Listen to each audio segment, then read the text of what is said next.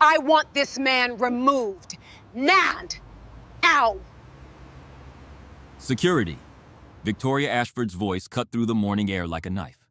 I want this man removed. Now. She was pointing at Kwame Asante, a 68-year-old man standing behind a small food cart, his hands still wrapped around a paper bag of meat pies. The security guard hesitated. Ma'am, he has a permit. I don't care about permits. Victoria stepped closer to the cart. Her heels clicked like bullets on the concrete. He's blocking the entrance. He's an eyesore. And he's making this building look like a flea market. Kwame said nothing. He just watched her, his eyes calm, patient, like he was waiting for something. Ma'am, the guard tried again. I really can't just... Do you know who I am?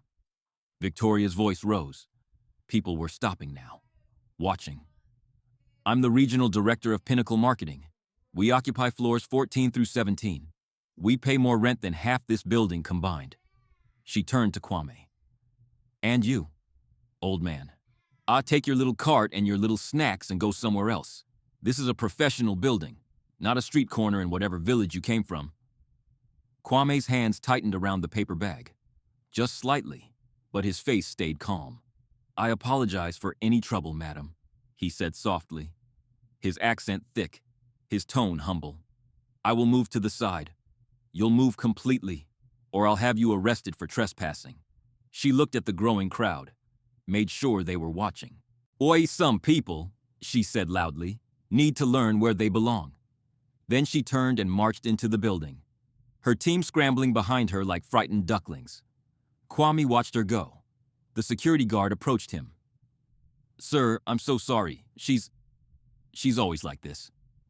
Kwame smiled, a small, sad smile.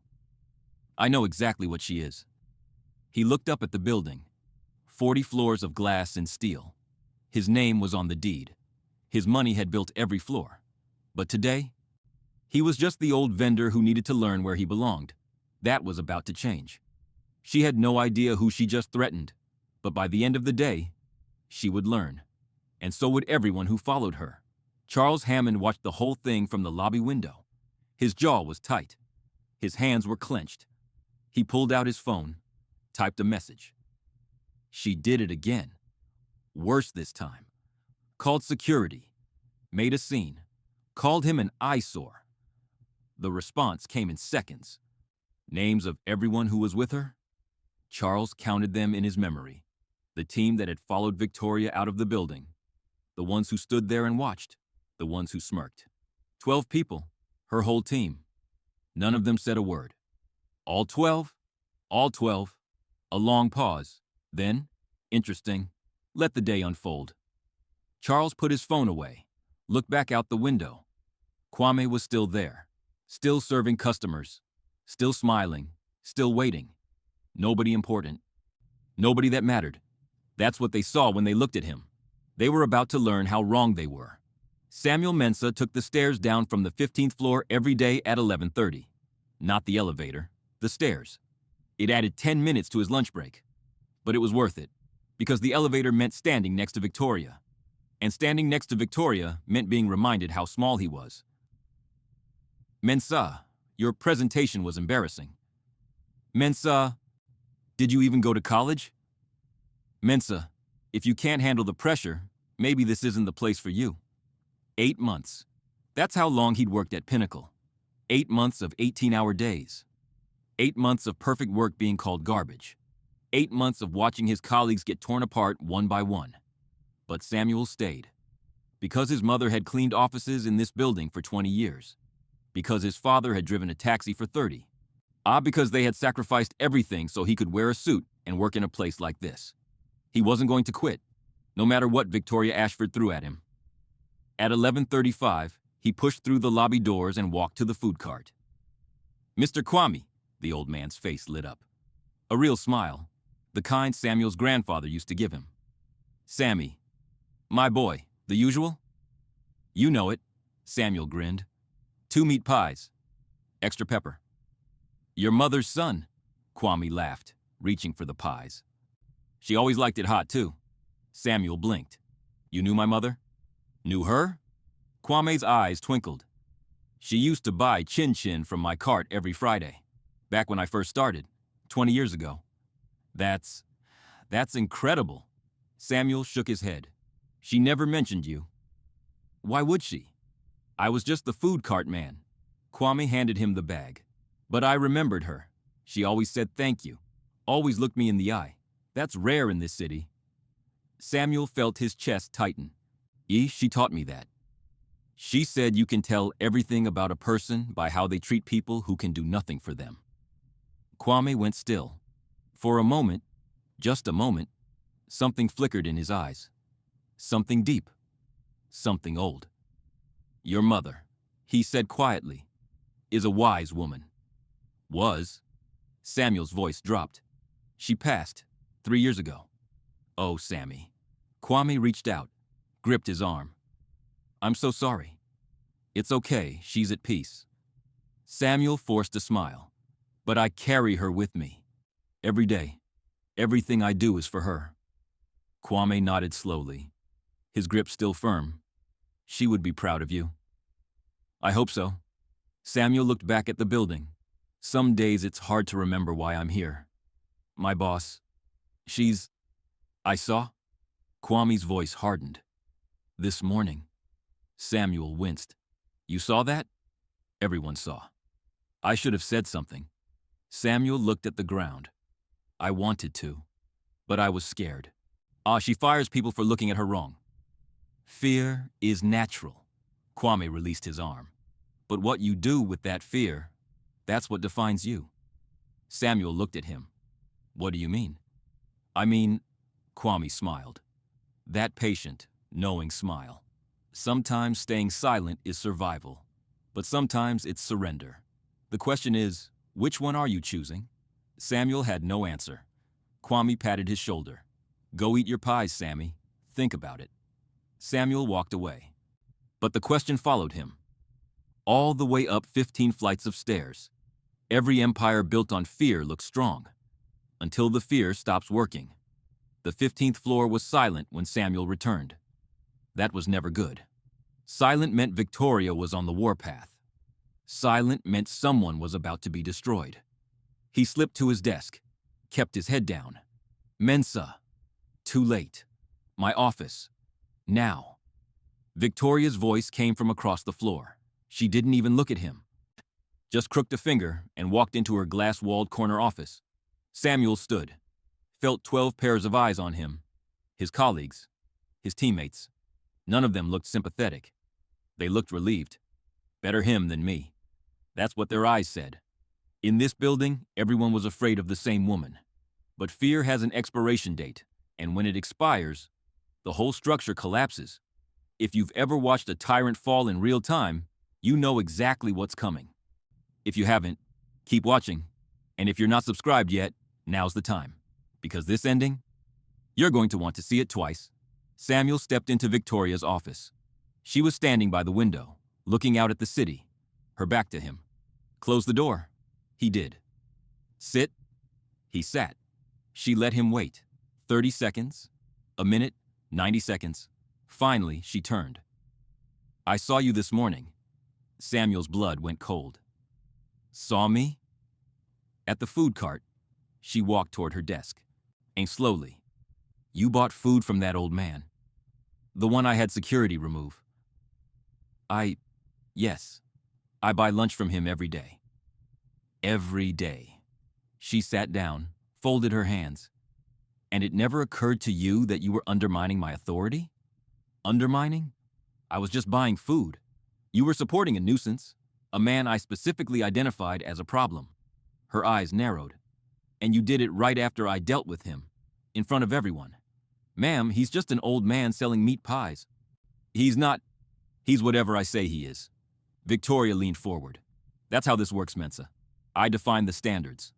I set the tone. And when I say someone is a problem, my team agrees. My team supports me. My team falls in line. Samuel felt something hot rising in his chest. Something he'd been pushing down for 8 months. And if I don't agree? Victoria smiled, cold and thin. Then you're not on my team. She opened a drawer, pulled out a folder. Your performance review is next week. I was going to give you a satisfactory rating. Barely. She dropped the folder on the desk. But now I'm wondering if you're even worth keeping. You're threatening to fire me because I bought lunch? I'm reminding you of your place. She stood up, walked to the door, opened it. Now get back to work. And if I see you at that cart again, don't bother coming back to this office. Samuel stood. His hands were shaking. Not with fear anymore, with rage. But he said nothing, just walked out. Sometimes staying silent is survival, but sometimes it's surrender. He didn't know which one he had just chosen. She had stayed quiet for 2 years. Today, she decided to stop. Grace Oyalaran was waiting at his desk. Conference room B, 5 minutes. She walked away before he could respond. Samuel hesitated, looked at Victoria's office. She was on a call, not watching. He grabbed his coffee and slipped down the hall. Grace was sitting in the dark. Blinds closed. Door shut. Lock it. Samuel locked the door, sat across from her. What's going on? Grace looked at him for a long moment. Her eyes were tired, but underneath the exhaustion, there was something else. Determination. How long have you been here, Samuel? 8 months. I've been here 2 years. 2 years under her. Grace's voice was steady. Do you know how many people she's destroyed in that time? I've heard stories. Stories. Grace laughed bitterly. Marcus in accounting. Fired for missing one deadline because his wife was in the hospital. Priya in design. Pushed out after Victoria stole her campaign idea and took credit. Jamal in sales. Resigned after she humiliated him in front of a client for mispronouncing a word. Samuel said nothing. I've been documenting everything. Grace reached into her bag, pulled out a thick folder. Emails, recordings, witness statements, 2 years of evidence. Samuel stared at the folder.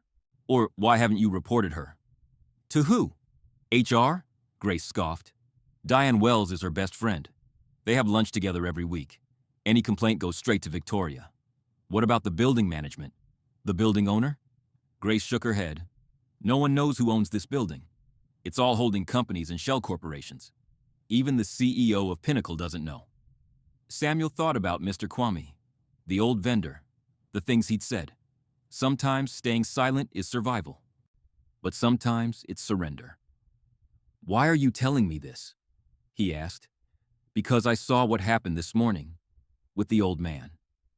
Grace leaned forward. And I saw what you did. I didn't do anything, I just bought lunch. Exactly. You didn't laugh. You didn't walk past. You treated him like a human being. Grace's eyes were intense. That takes courage in this place. More than you know. It's just basic decency. Basic decency died in this office 2 years ago. Grace pushed the folder across the table. I'm done staying silent. I'm going to report her. Everything. All of it. To who? The building has new management coming in. Some kind of restructuring. I heard there's going to be a company-wide review. Grace stood up. I'm going to find whoever's running it and give them everything. Samuel looked at the folder, then at Grace. You could lose your job. I could, she smiled, sad but certain. But I've already lost myself. 8 months ago, I had fire. I had dreams. Now I just have fear. She shook her head. I'm done. Samuel stood, extended his hand. Whatever you need, I'm with you. Grace shook it, firm, grateful. Thank you, Samuel. That means more than you know. She gathered her folder, walked to the door, paused. That old man. The vendor? What about him? There's something about him. She looked back at Samuel. I don't know what. But when Victoria was screaming at him, he didn't flinch. He just watched her, like he was taking notes. She left, and Samuel stood alone in the dark conference room, thinking about an old man who watched without flinching. They thought power lived on the top floor. They were about to discover it had been standing on the sidewalk all along. At 4:47 p.m., the email arrived. Every employee in the building received it at the same time. Every floor, every department, every company. From Peachtree Grand Tower Management. Subject, mandatory all-hands meeting, 5 p.m., main lobby. The owner of Peachtree Grand Tower requests the presence of all tenants and employees for an important announcement. Attendance is mandatory, no exceptions. Victoria read the email 3 times. Owner? She turned to Diane. The building has an owner? Oh, an actual person? Apparently. Diane looked nervous. I've been here 7 years. I've never seen anything like this. What's it about? I don't know, but everyone's talking. Something big is happening. Victoria's eyes narrowed. Fine, get the team together. We're going down. The lobby was chaos. Hundreds of people, every floor emptying out. Suits and badges and confusion. A stage had been set up near the main entrance. Professional, polished, like someone had been planning this for weeks. Victoria pushed to the front, her team behind her. She wasn't going to stand in the back like everyone else. She found a spot near the stage. Perfect view. And then she saw him, the old vendor. He was standing near the stage, still in his worn cardigan, still in his old sandals, still wearing that faded kufi cap. What is he doing here? Victoria hissed. Before anyone could answer, the lights dimmed. Charles Hammond walked onto the stage. The building manager. He tapped the microphone. Good afternoon, everyone. Thank you for coming on short notice. His voice was calm, professional.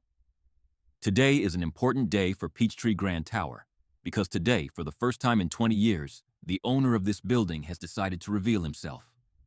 Murmurs rippled through the crowd. He has watched this building grow.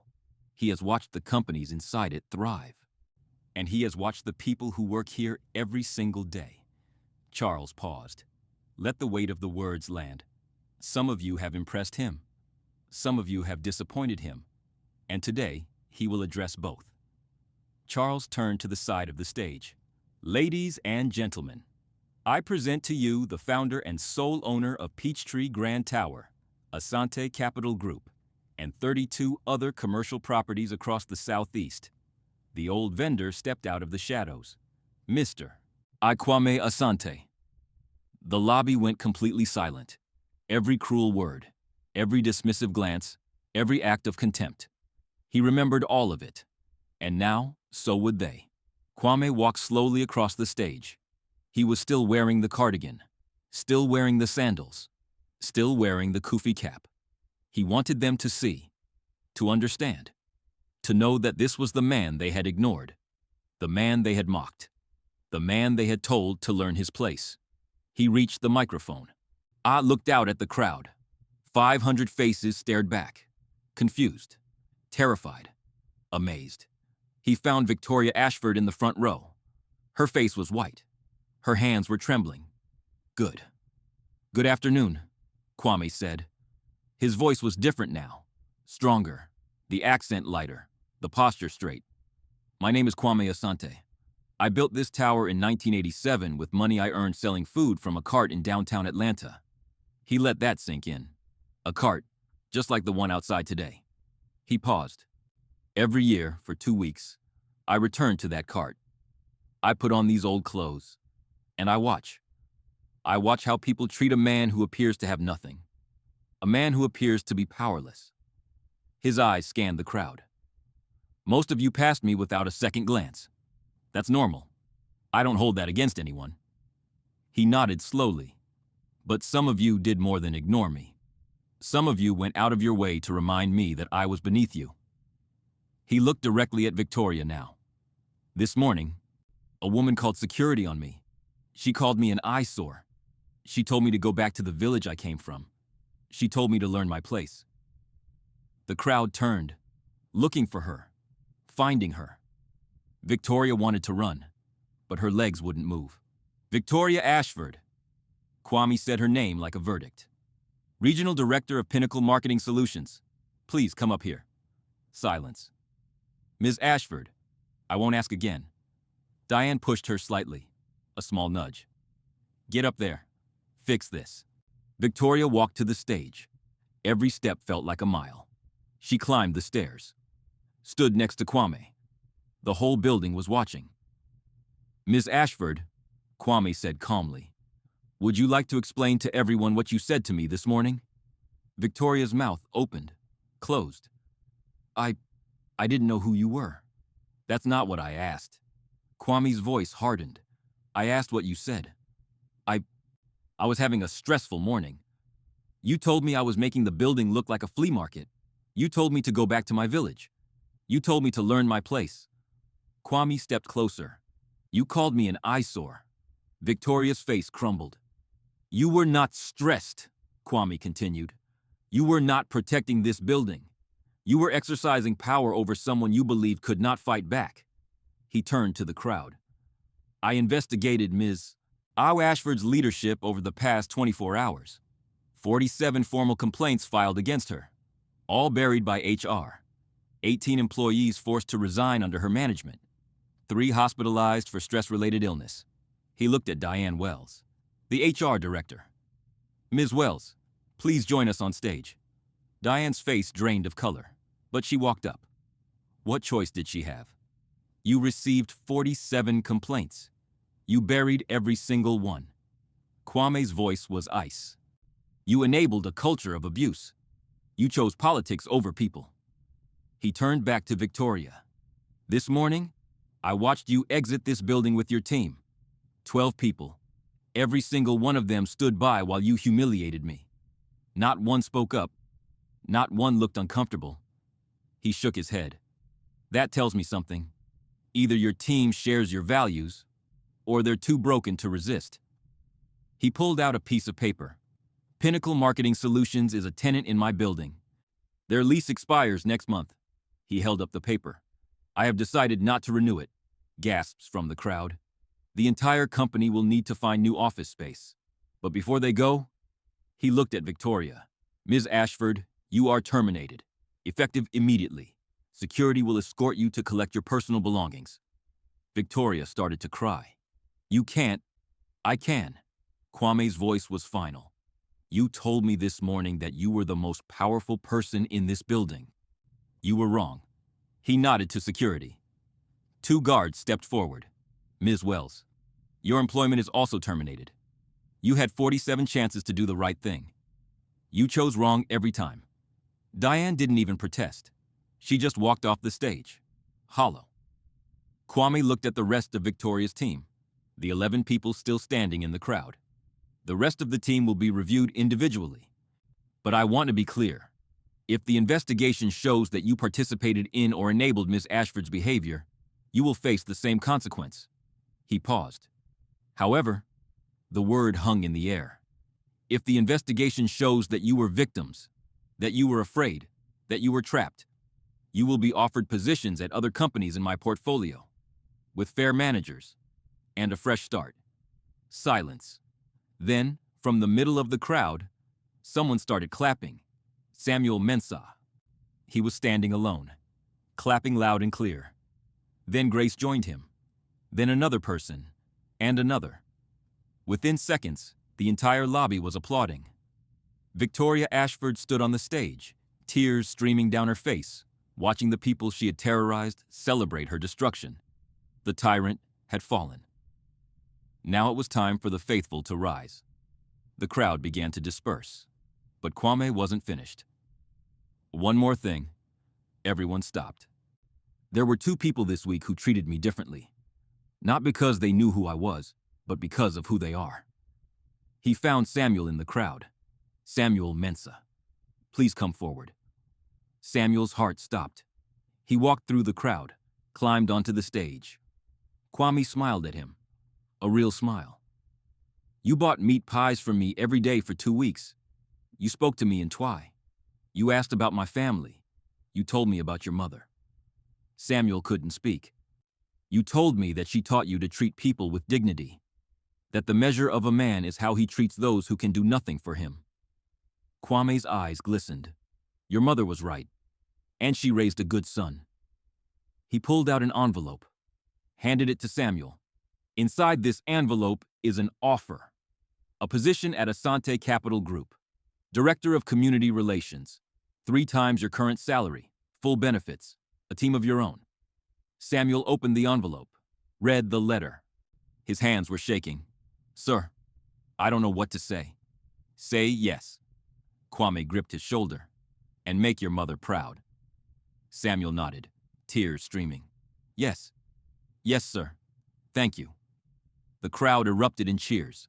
Kwame raised his hand. Silence fell. There is one more person. He found Grace in the crowd. Grace Oyalaran, please come forward. Grace walked through the crowd. Her legs felt like water. Ms. Oyalaran documented Victoria Ashford's abuse for 2 years, alone, in secret, waiting for someone who would listen. Kwame took her hand. Today, she was prepared to risk everything to expose the truth. He looked at her with deep respect. That kind of courage is rare, and it deserves to be rewarded. He handed her an envelope. Senior Vice President of Ethics and Compliance at Asante Capital Group. You will oversee workplace culture across every company in my portfolio. You will have the power to investigate, to discipline, and to protect. Grace opened the envelope, read the letter. Her eyes went wide. No one will ever bury a complaint again. Not on your watch. Grace broke down, fell to her knees, sobbing. Kwame knelt beside her, put his hand on her shoulder. Stand up, Miss Oyalaran. You've spent 2 years bowing. No more. He helped her to her feet. The crowd roared. He came to test them. He stayed to teach them. And the lesson would echo through that building forever. Later that evening, Kwame stood outside the Peachtree Grand Tower. The food cart was still there. One last time, Samuel and Grace stood beside him. I don't understand, Samuel said. Why do you do this? Every year? You're a billionaire. You don't need to sell meat pies. Kwame smiled, looked up at the building. When I was young, I had nothing. I sold food on the street because I had to, and people treated me like I was invisible. He turned to Samuel. Then I became wealthy, and suddenly, everyone treated me like I mattered. Everyone smiled. Everyone listened. Everyone respected me. He shook his head. But it was all fake. They respected my money, not me. So I started doing this, coming back to the cart, becoming invisible again, seeing who people really are when they think no one important is watching. Grace wiped her eyes. How do you handle it? The cruelty? Most people are neither cruel nor kind. They're just busy. They pass by without seeing. Kwame shrugged. That's human. I don't judge them for it. He looked at the building. But some people go out of their way to be cruel. They see a vulnerable person and they attack. They feel powerful by making others feel small. His voice hardened. Those people deserve to face consequences, not because of what they did to me, but because of what they would do to others, people who can't fight back. Samuel nodded slowly. My mother used to say the same thing. She said powerful people have a responsibility to protect, not to harm. Your mother was wise. Kwame put his hand on Samuel's shoulder. Honor her memory. Be the kind of man she raised you to be. He turned to Grace. And you. Take that fire inside you and use it. Protect the people who can't protect themselves. Be the voice they need. Grace straightened. I will. I promise. Kwame smiled. Then my work here is done. He began to push the cart away. One last time. Samuel called out, Mr. Kwame, will we see you again? Kwame stopped. Looked back. Maybe next year. He grinned. Same cart, same corner. He winked. Try the chin-chin next time. It's my grandmother's recipe. He disappeared around the corner. And Samuel and Grace stood there, watching the sun set over Atlanta, knowing that their lives had just changed forever.